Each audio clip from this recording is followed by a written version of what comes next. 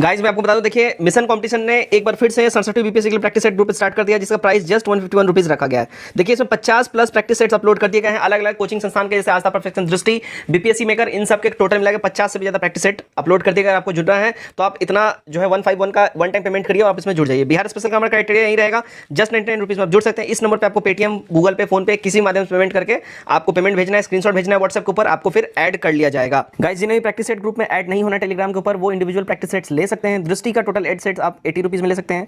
BPSC maker का total 1 से लेकर 16 सेट आप जस्ट 60 रुपीज में ले सकते हैं। Perfection and Aastha total 20 set 75 rupees में ले सकते हैं। And most important 3600 MCQ science special जो है आप जस्ट 149 में ले सकते हैं। इनमें से कोई भी पीडीएफ अगर आपको चाहिए, जस्ट इस नंबर पे आप पेटीएम, गूगल पे, फोन पे किसी माध्यम से पेमेंट कीजिए, स्क्रीनशॉट व्हाट्सएप पर भेजिए, आपको पीडीएफ हाथों हाथ वहां पे दे दिया जाए। घटनाचक्र दृष्टि, इस बुक से हमारा कंटिन्यू सीरीज आ रहा है। इस बुक में हमने 2 वीडियोस हिस्ट्री पोर्शन से दिया है, 1 वीडियो पॉलिटी का दिया है।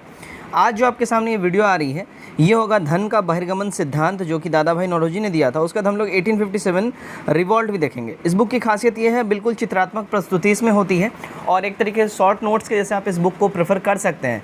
बेहतरीन तरीके से कम शब्दों में, कम प्रेजेंटेशन में बहुत चीज़ों को यहाँ पे बताया गया है। तो अगर आपने क्राउन और लूसेंट पढ़ा हुआ है तो यहाँ से आप इसका रिवीजन कर सकते हैं और बेहतरीन तरीके का बुक है। मार्केट में इसकी अवेलेबिलिटी नहीं है, इसलिए वीडियो बनाया जा रहा है कि आपको ये बुक के माध्यम से, इस वीडियो के माध्यम से इस बुक के सारे कंटेंट मिल सके। वीडियो अगर अच्छा लगेगा वीडियो को शेयर करिएगा, वीडियो को लाइक करिएगा। चलिए वीडियो स्टार्ट करते हैं। तो hey everybody, this is the mission competition और मैं हूँ राहुल गुप्ता, आप सभी का एजुकेटर। चलिए वीडियो स्टार्ट करते हैं। देखिएगा धन का बहिर्गमन सिद्धांत से हम लोग यहाँ से स्टार्ट करेंगे, ठीक है। ओके चलिए देखिएगा, अवधारणा क्या थी कि भारतीय धन जो है, यानी कि भारतीय संपत्ति एवं माल का अविरल प्रवाह इंग्लैंड की ओर हो रहा है, लेकिन बदले में भारत को पर्याप्त आर्थिक, व्यापारिक अथवा भौतिक लाभ का अभाव है। ये स्टेटमेंट किसने दिया था? दादा भाई नौरोजी ने दिया था। अपना जो इन्होंने बुक लिखा था द ड्रेनेज ऑफ वेल्थ, है ना, इस बुक में इन्होंने ये बातें इन्होंने कही हैं। देखिएगा इसके प्रतिपादक कौन थे? दादा भाई नौरोजी, यहाँ पे लिख दिया गया है। सबसे पहले इन्होंने प्रतिपादन किया था और इनकी बुक थी इंग्लैंड डेब्ट टू इंडिया, ठीक है। इस बुक में इन्होंने सारी चीज़ें लिखी हैं। पहली बार इसी में धन के बहिर्गमन सिद्धांत का इन्होंने प्रतिपादन दिया। मतलब कि धन के बहिर्गमन सिद्धांत का मतलब कि भारत से जिस मात्रा में धन जा रहा है बाहर की ओर, है ना, यानी कि भारतीय धनों को जो बाहर ले जा रहे हैं अंग्रेज, ठीक है, उस मात्रा में भारत को कुछ लाभ नहीं हो रहा है और ना ही उस मात्रा में भारत में कुछ सर्विसेज दी जा रही हैं अंग्रेजों द्वारा। ये सबसे पहले दादा भाई नौरोजी ने यहाँ पे अपने किताब में लिखा था, ठीक है। उसके बाद उन्होंने नेक्स्ट बुक एक और लिखी। दूसरी बुक इन्होंने कौन सी लिखी? Poverty and un British rule in India. इसमें देखिए the wants and the means of India on the commerce of India, इसकी भी व्याख्या इन्होंने मतलब इसमें करी हुई है। फिर देखिएगा उन्होंने नेक्स्ट बुक लिखी 1905 में, इविल ऑफ ऑल इविल्स, अर्थात अनिष्टों का अनिष्ट। तो ये 3 किताबें यहाँ पे आप देख सकते हो, इंग्लैंड डेब्ट to India, poverty and British rule in India, ठीक है, और यहाँ पे इविल ऑफ ऑल इविल्स, ये बुक्स इनके द्वारा लिखी गई हैं। और ये तीनों की तीनों बुकें जो हैं बेसिकली एक तरीके से आर्थिक शोषण जो उस समय अंग्रेज कर रहे थे उसके ऊपर फोकस करके लिखा गया है। तो अपने को नाम याद रखना है कि दादा भाई नौरोजी के द्वारा कौन कौन सी किताबें लिखी गई हैं। नाम याद कर लीजिए, इंग्लैंड डेब्ट to India, poverty and British rule in India, evil of all evils यानी अनिष्टों का अनिष्ट। ये हिंदी भी नाम याद रखिएगा क्योंकि हिंदी नाम बीपीएससी में लिख देते हैं तो फिर आप फंस जाइएगा। देखिएगा इस सिद्धांत की अगर हम बात करें, इस सिद्धांत के सबसे पहले और सर्वाधिक प्रखर प्रतिपादक कौन थे? तो दादा भाई नौरोजी थे। ये दादा भाई नौरोजी का यहाँ पे पिक्चर दिया गया है।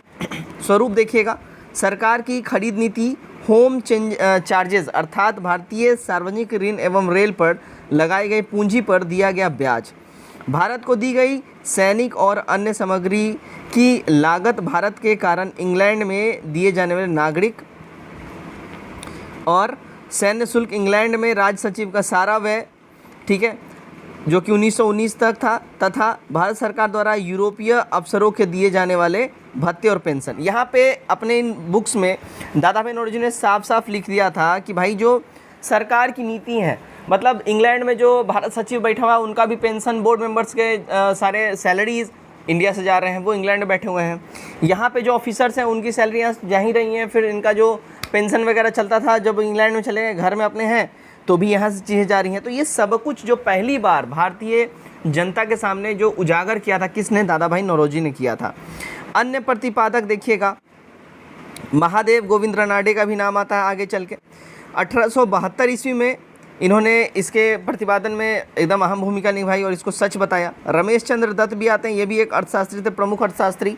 इनका लेख था इकोनॉमिक हिस्ट्री ऑफ इंडिया, इसमें इन्होंने इसके बारे में उल्लेख किया हुआ है, जो कि दादा भाई नौरोजी ने पहले ही किया था। उसके बाद यहाँ ध्यान दीजिएगा, नोट करके लिखा हुआ है, भारतीय राष्ट्रीय कांग्रेस कलकत्ता अधिवेशन जो 1896 में आधिकारिक तौर पर जो हुआ था, उसमें धन के बहिर्गमन सिद्धांत को इन्होंने स्वीकार किया था। वेरी इंपॉर्टेंट यहाँ पे ये पॉइंट लिखा गया है कि कलकत्ता राष्ट्रीय कांग्रेस का जो कलकत्ता अधिवेशन हुआ था 1896 में, ठीक है, 1896 में, इन्होंने धन के बहिर्गमन सिद्धांत को ऑफिशियली एक्सेप्ट किया था। तो ये ध्यान रखिएगा, बहुत इंपॉर्टेंट पॉइंट यहाँ पे ये साफ साफ यहाँ पे लिख दिया गया एक तरीके से, ठीक है। अब देखिएगा भारतीय अर्थव्यवस्था पे क्या प्रभाव पड़ा, यहाँ पे थोड़ा सा इसको समझाने की कोशिश की गई है, इसको ज़रा ध्यान से देखिएगा, ठीक है ना। देखिएगा अनौद्योगिकरण हुआ, ठीक है, भारतीय अर्थव्यवस्था पे क्या क्या प्रभाव पड़ा धन के बहिर्गमन सिद्धांत से। तो देखिए औद्योगिकरण हुआ, भारतीय कृषि का वाणिज्यीकरण इससे हुआ था, ठीक है, भारतीय अर्थव्यवस्था ग्रामीणीकरण हुआ और भारत में ब्रिटिश वित्त पूंजी का आगमन हुआ।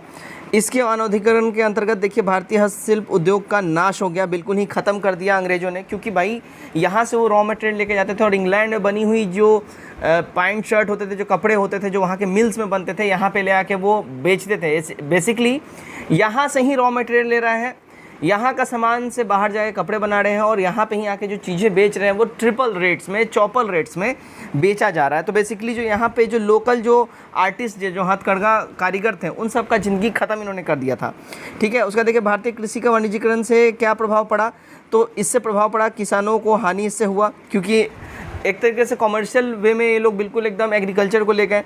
ग्रामीण ऋणग्रस्तता में वृद्धि हो गई और ज़्यादा ग्रामीण जो है गरीब होने लगे, गरीबी में वृद्धि हो गई, नकदी फसलों को महत्व दिया जाने लगा और खाद्यान्न फसलों की कमी होने लगी। अब नकदी फसलें उस समय जैसे नील की खेती हुआ करती थी, अफीम की खेती है और भी ऐसे जो नकदी फसलें थे, उनमें जहाँ से ज़्यादा पैसा इनको मिल रहा था उन चीज़ों पे लोग फोकस करते थे। अब भाई दाल चावल तुम उगाओगे नहीं, भारत में उगने नहीं दोगे, तो यहाँ के लोग खाएंगे क्या।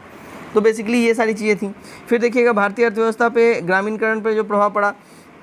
अब देखिए भारत में जो ब्रिटिश वित्त पूंजी का आगमन हुआ, इससे भारतीय पूंजीपतियों को हतोत्साहन होने लगा, ठीक है, मतलब यहाँ पे जो अमीर थे उनको और ज़्यादा प्रॉफिट होने लगा, तो इससे और भी ज़्यादा उनको एक तरीके से क्या बोलते हैं, एक साहस मिलने लगा और भी ज़्यादा वो इन्वेस्ट करने लगे, ठीक है।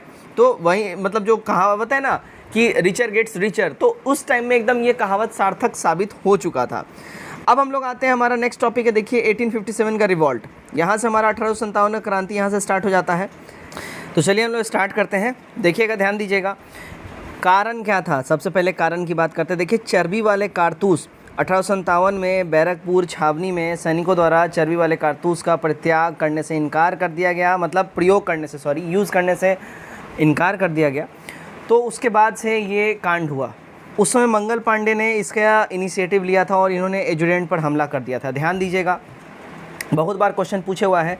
देखिएगा 29 मार्च को, कब, 29 मार्च को, ठीक है, बैरकपुर के छावनी में मंगल पांडे जो देखिए 34वीं नेटिव इन्फेंट्री से इनका संबंध था। कौन, 34वीं नेटिव इन्फेंट्री से, है ना। इन्होंने रेजिमेंट के 34वीं रेजिमेंट के मंगल पांडे ने देखिए लेफ्टिनेंट बाग और जनरल ह्यूशन की इन्होंने हत्या कर दी थी, ठीक है।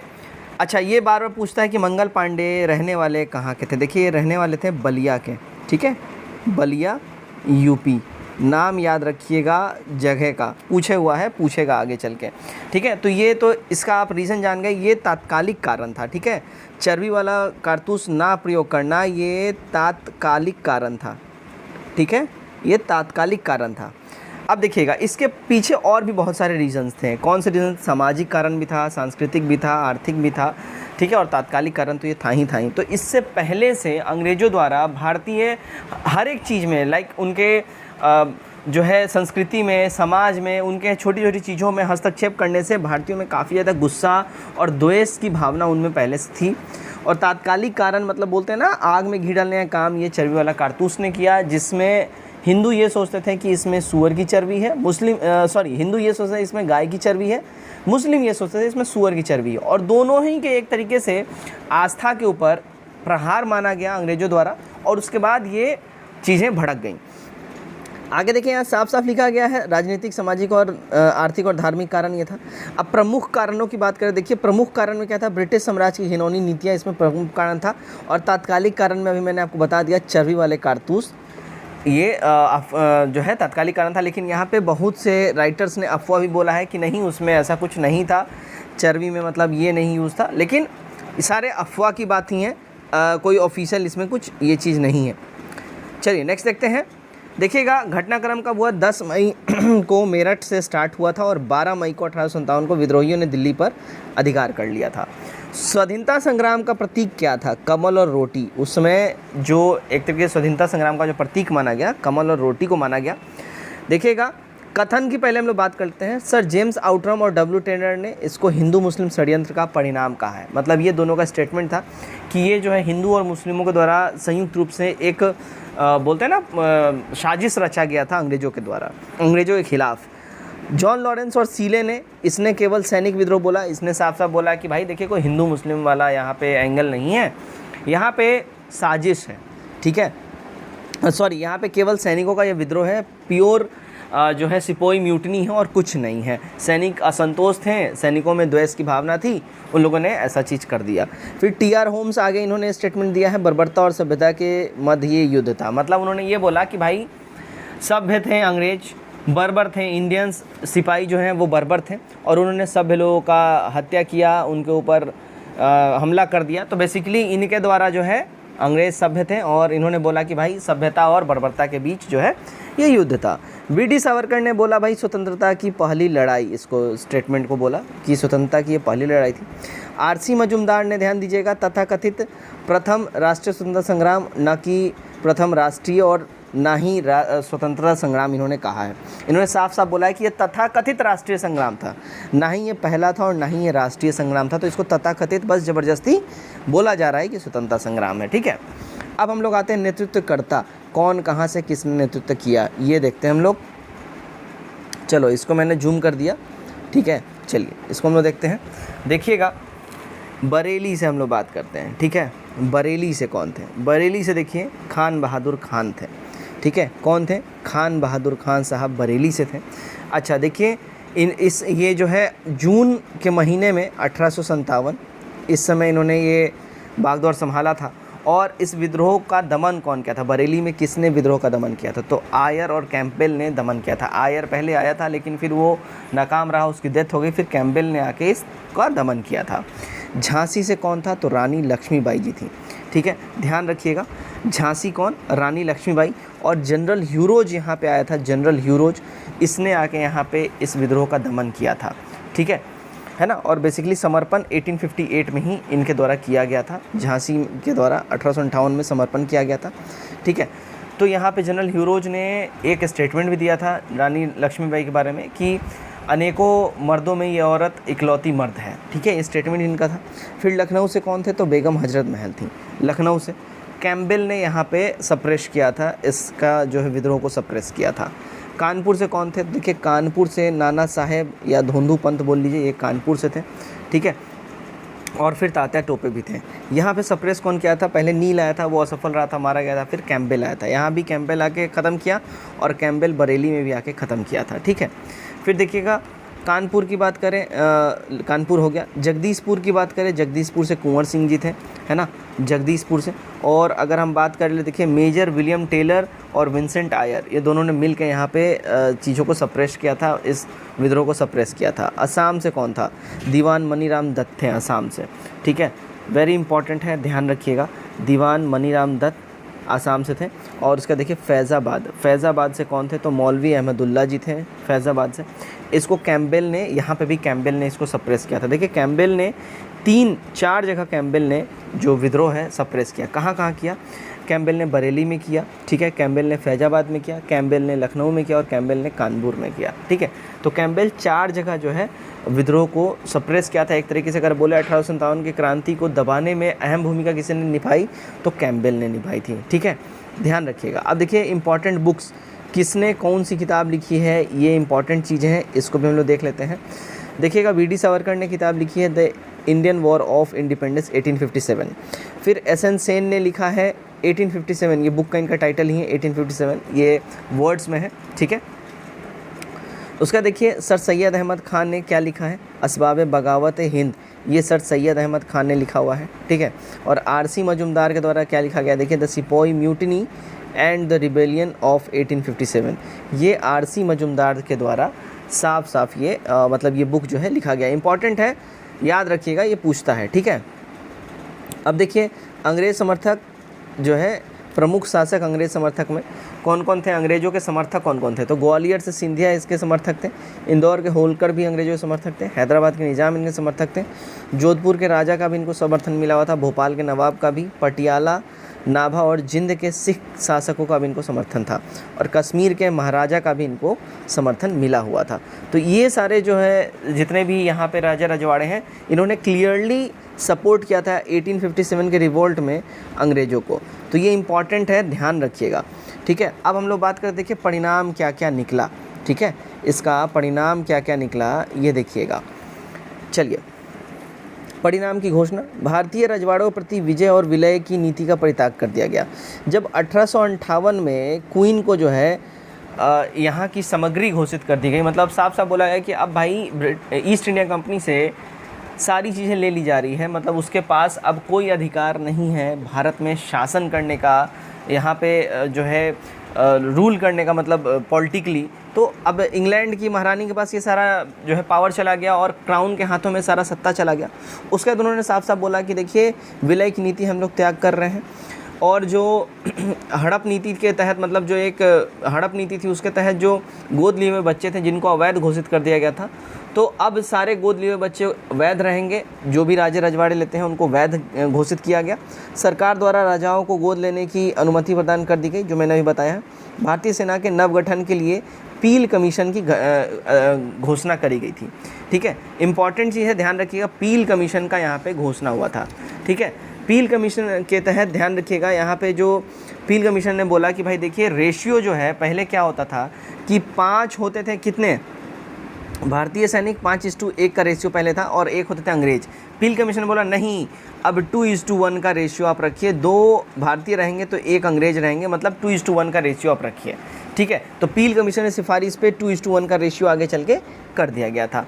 आगे देखिएगा, भारत में कंपनी के शासन का समापन किया गया, भारत का शासन सीधे क्राउन के अधीन कर दिया गया, भारत में ब्रिटिश साम्राज्य के विस्तार पर रोक लगा दी गई, और धार्मिक मामले में अहस्तक्षेप की नीति अपनाई गई। साफ साफ बोला गया कि भाई भारतीय धार्मिक मामलों में हम लोग कुछ भी उंगली नहीं करेंगे, आप लोग अपने हिसाब से कीजिए।